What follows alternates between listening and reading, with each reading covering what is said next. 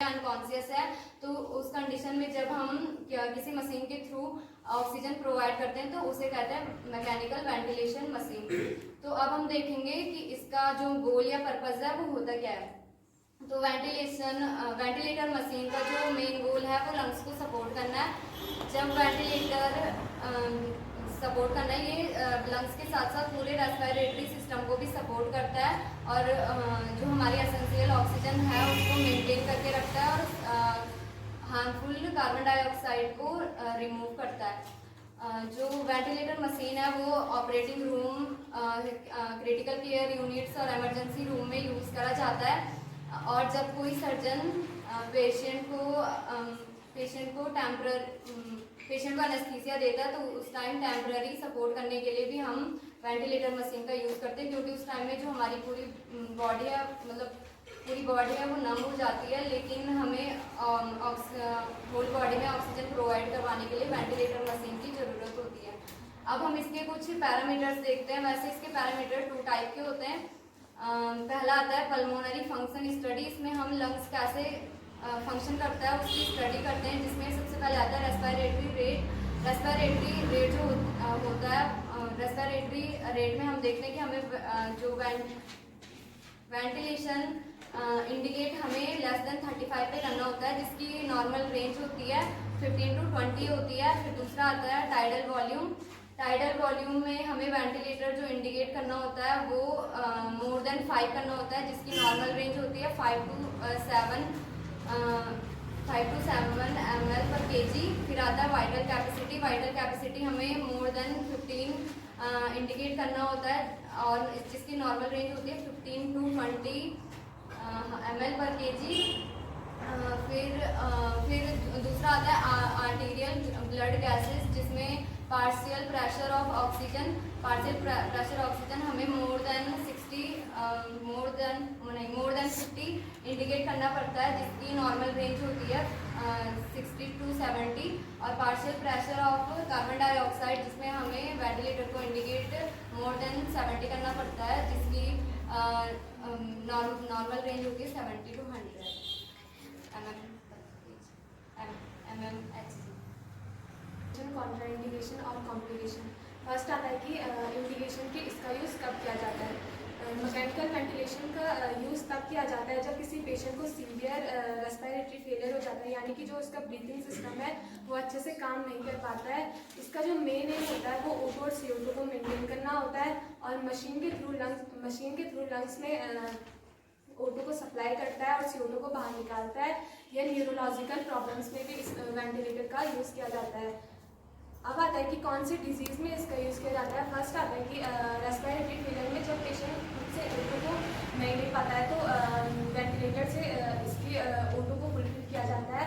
Second आता है कि CPR हाइपोऑक्सीमिया, जब पेशेंट के ब्लड में O2 की डिफिशियंसी या फिर कमी हो जाती है तो इसे वेंटिलेटर से इसको पूरा किया जाता है।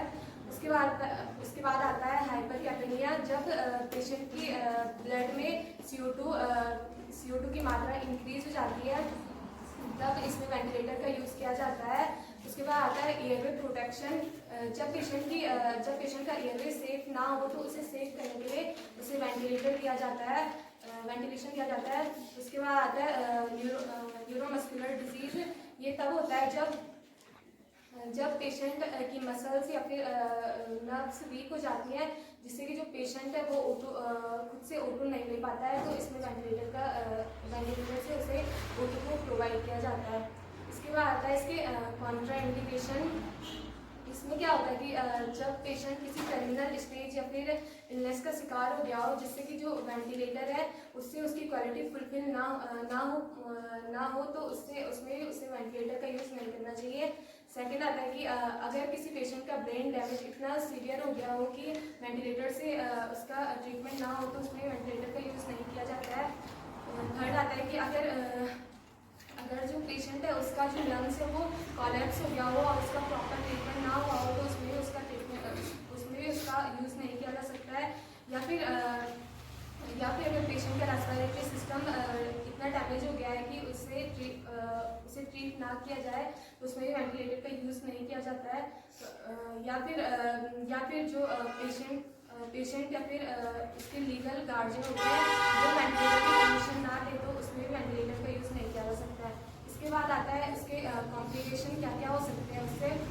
फर्स्ट आता है कि हाइपरटेंशन कॉज हो सकता है, क्योंकि जो थोरेसिक प्रेशर है वो इंक्रीज होगा जिससे कि जो ब्लड है वो हार्ट में रिटर्न आ जाएगा और ये लीक हो सकती है लंग्स के थ्रू चेस्ट वॉल में, ये लीक हो सकती है, इन्फेक्शन कॉज हो सकता है, माल न्यूट्रिशन हो सकता है, कुपोषण का शिकार हो सकता है और स्ट्रेस की वजह से भी अल्सर हो सकते हैं और गैस्ट्रोइंटेस्टाइनल में भी अल्सर होंगे जिससे कि ब्लीडिंग भी कॉज हो सकती है और इससे जो पेशेंट है वो वेंटिलेटर जो पेशेंट है वो वेंटिलेटर पर इतना डिपेंड हो जाएगा कि वो खुद से O2 लेने की एबिलिटी को अनेबल कर देगा और उससे एंजाइटी भी हो सकती है, क्लियर भी हो सकता है और उसका जो कार्डियक आउटपुट है वो डिक्रीज हो जाएगा।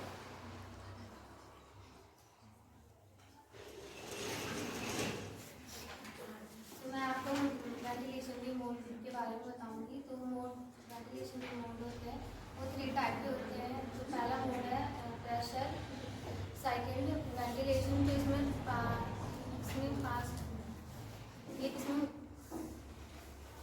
टाइप का होता है। पहला आता है कंट्रोल पॉजिटिव एयरवे प्रेशर। तो ये मेडिकल डिवाइस है जो स्लीप एपनिया जैसे प्रॉब्लम को ट्रीट करता है। इसमें एक मास्क होता है जो पेशेंट की नोज और माउथ को कवर करके रखता है, मेंटेन करता है रेस्पिरेटरी प्रेशर को और लंग्स को, जिससे लंग्स मेंटेन रह सके। फिर सेकंड आता है प्रेशर सपोर्ट वेंटिलेशन। इसमें ये जब किसी पेशेंट की ब्रीथिंग की कैपेसिटी कम होती है तो ये इसे सपोर्ट करता है ब्रीथिंग में। और ये मशीन जो होती है ये पेशेंट की ब्रीथिंग को फ्रीक्वेंसी कंट्रोल करके रखती है ताकि और पेशेंट को इसकी नीड के अकॉर्डिंग ब्रीथिंग प्रोवाइड करती है, ऑक्सीजन प्रोवाइड करती है। फिर थर्ड आता है बाईफेजिक पॉजिटिव एयरवे प्रेशर। इसमें 2 टाइप के प्रेशर आते हैं। एक हाई लेवल प्रेशर, मतलब ये इंस्पायरेटरी पॉजिटिव एयरवे प्रेशर होता है जो कि सांस मतलब ब्रीथिंग लेने में हेल्प करता है, जो ब्रीथिंग को छोड़ने में हेल्प करता है। और जो एक्सपायरेटरी पॉजिटिव एयरवे प्रेशर होता है ये लंग्स को कोलैप्स होने से बचाता है। और फिर फोर्थ आता है प्रेशर असिस्ट वेंटिलेशन। इसमें मशीन जो होती है इसका वर्क होता है कि जब पेशेंट में फिर जो खुद से ब्रीथ नहीं कर पाता तो ये इसे ब्रीथिंग प्रोवाइड करती है। और फिफ्थ है pressure control inverse ratio ventilation.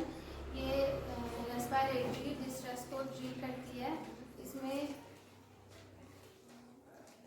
इसमें जो ब्रीथिंग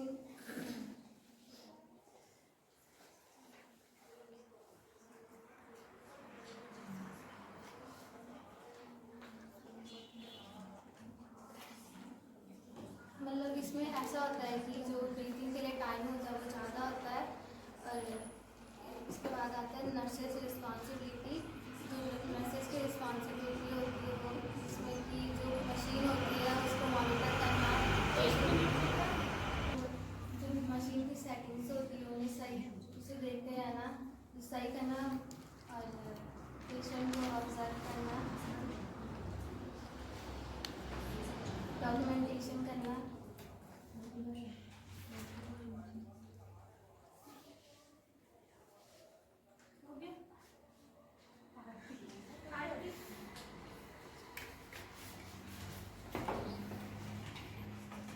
अब मैं आपको बताऊंगी वेंटिलेटर सेटिंग टर्मिनोलॉजी। सबसे फर्स्ट इसमें जो बटन आता है वो ऑन ऑफ का बटन, जिससे हम वेंटिलेटर को ऑन करते हैं या तो ऑफ करते हैं। फिर नेक्स्ट बटन इसमें आता है मैक्स प्रेस का। मैक्स प्रेस का जो मैक्स प्रेस का मतलब होता है मैक्सिमम प्रेशर। इस बटन से हम वेंटिलेटर के प्रेशर को मेंटेन करके रखते हैं, मतलब कि कितना प्रेशर देना है वेंटिलेटर में। फिर नेक्स्ट आता है पीक। इसका मतलब होता है peak and expiratory pressure.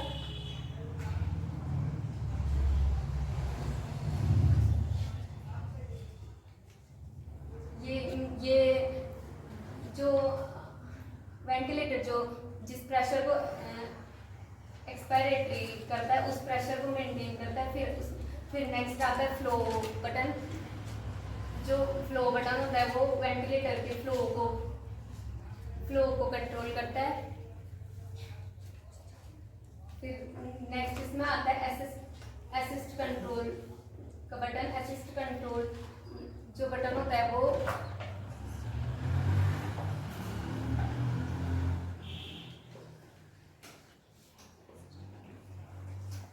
Synchronised intermediate mandatory ventilation.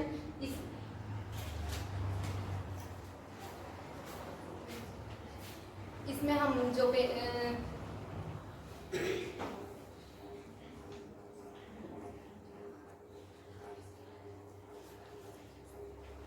हम जो सेट वॉल्यूम होती है उस टाइडल वॉल्यूम के अनुसार हम पेशेंट को वेंटिलेशन देते हैं, मतलब प्रेशर प्रोवाइड करते हैं। फिर आता है प्रेशर सपोर्ट। ये जो बटन होता है वो वेंटिलेटर के जो पॉजिटिव प्रेशर होता है उसको सपोर्ट करता है।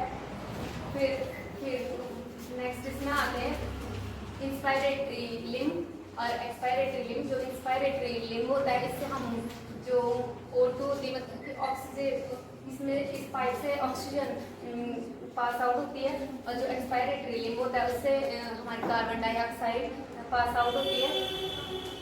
फिर इसमें आता है रीयूजेबल सिलिकॉन सर्किट।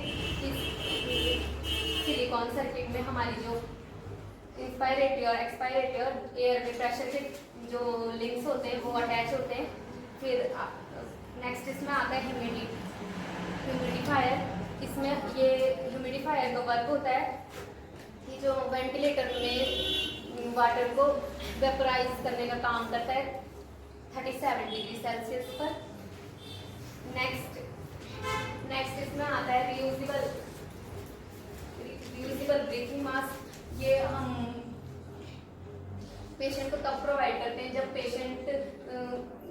पेशेंट को खुद से सांस लेने में दिक्कत होती है या वो रेस्पिरेटरी फेलियर पेशेंट होता है, जो उसमें हम रेस्पिरेटरी मास्क का यूज करते हैं। इस जो ये वेंटिलेटर होता है इसका जो यूज़ होता है उस या फिर इसका प्रोसीजर है वो कैसे कैसे होता है। सबसे पहले तो हमने ये कंफर्म करना है कि हमारी जो वेंटिलेटर मशीन है ये स्टेराइल है या नहीं है। तो फिर उसके बाद हम जो इसकी वायर होती है पीछे से, मतलब इसको इलेक्ट्रिसिटी से कनेक्ट करने की, तो हम उसको कनेक्ट करेंगे। और सबसे पहले हम यूनिवर्सल प्रिकॉशन का ध्यान रखेंगे अपने लिए भी और जो पेशेंट होता है उसके लिए भी। और फिर हम पेशेंट को एक सेफ पोजीशन देंगे, कंफर्टेबल पोजीशन में, मतलब उसको लेटाएंगे। उसके बाद हम जो कंसेंट फॉर्म होता है वो साइन करवाएंगे और सारा डॉक्यूमेंटेशन करेंगे। और फिर पेशेंट को भी पूछेंगे या फिर उसको बताएंगे कि हम आपके साथ ये प्रोसीजर कर रहे हैं और घबराने की कोई बात नहीं है। मतलब उसको हम काम डाउन करेंगे ताकि वो मतलब उसको एंजाइटी फील ना हो।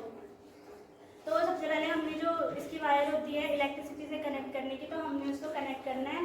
उसके बाद जो मास्क नहीं जो मतलब जो हमारा ऑन ऑफ वाला बटन होता है हमें उसको ऑन करना है। और फिर जो मतलब हमने इसमें अलार्म, सबसे मेन कि हमने इसमें अलार्म सेट करना है ताकि जो हमने जिस प्रेशर से या फिर जिस वॉल्यूम से हमने उसे एयर देनी है, अगर उससे कम ज़्यादा हो तो वो अलार्म बज सके कि पेशेंट के लंग्स में जो एयर होती है वो कम जा रही है या ज़्यादा जा रही है या फिर कहीं से लीक हो रही है, तो अलार्म बज जाता है। और फिर हमने टाइम सेट करना है। और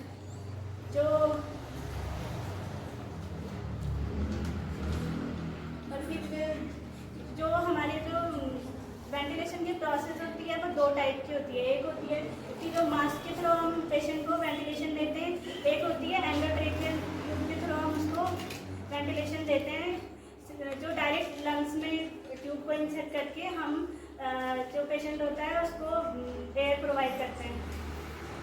तो जो मास्क होता है उसको प्रॉपर हमने जो नोज़ और हमारी चिन होती है वो वहाँ तक फिक्स करके रखना है और ये इंश्योर करना है कि जो एयर है वो कहीं से लीक ना हो रही हो। और फिर